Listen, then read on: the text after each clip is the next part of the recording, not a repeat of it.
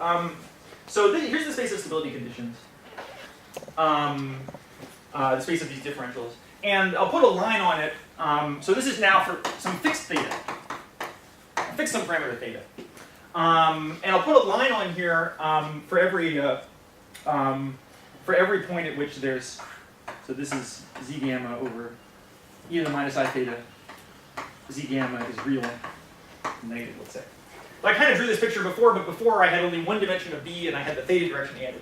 Now I'm fixing theta and drawing the whole b, or a bigger part of b. So there's some complicated network of lines, which actually, in some ways, resembles a lot the S-wall networks that I was drawing before.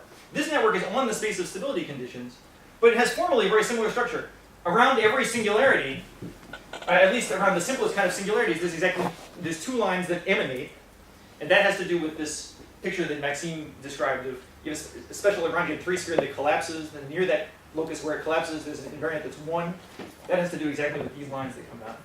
And then there's wall crossing as you move further in the further out in the parameter space. So there's some complicated picture like this. So these walls in some sense have these transformations k gamma attached to them. That was the picture I was always drawing before. And so we might call these k walls. Now, on the other hand, I was also drawing another kind of picture which was not taking place on the space of stability conditions, but it was taking place on the curve, C. But the picture depended on the stability conditions, so it's better to think of it really as being fibered over this picture, right? So here's the base B, but I could really have inside of B cross C, I could draw a, so now it's going to be tough. So at some generic point here, even one that doesn't have a k-wall going through it, I could draw a, here's my curve, and on my curve I have some kind of internal picture going on with S-walls emanating out. Some other complicated picture. And the relation between these two pictures is that whenever the S-walls hit each other head-on, that's exactly the moment when I'm on one of these k-walls. Now, there is a kind of unified point of view. So up here are the S-walls. But you should think of them as really being kind of the same kind of object, even though in these talks they played sort of different roles. But it's really a kind of unified picture. The S-walls and the k-walls both living inside of C cross B. And there's a kind of flatness condition which says when you go around any loop, not just in C, not just in B, but a loop in C times B, there's some combination of transformations which always comes back to the identity.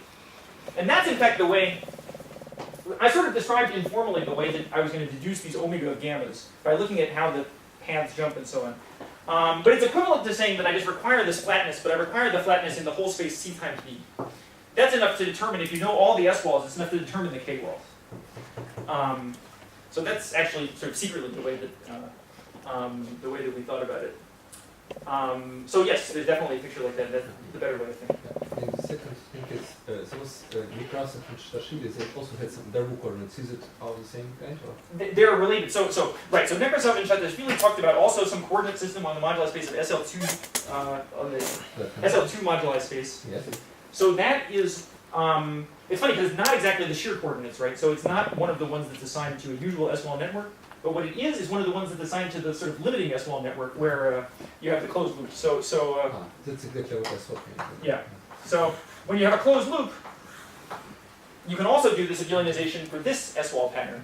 Now that one is not one of the ones that Bach and Goncharoff considered, but it's just this. But you can also do it explicitly, and yeah, then you get exactly these coordinates that, which they said are. I forgot. There's some name for those coordinates. Anyway, yeah. Rosley. Right. It's Rosley, but then later I heard that they had been actually studied before. There was the complexification of something. I don't know. Anyway. Yes. So, is this product B times C a special case of something that would apply for a general space of stability conditions? What would the C factor be? Okay, C I only know how to interpret in physics. So there is a kind of general thing. So the physics of it is you have a four-dimensional gauge theory, and in that four-dimensional gauge theory you study a two-dimensional surface operator.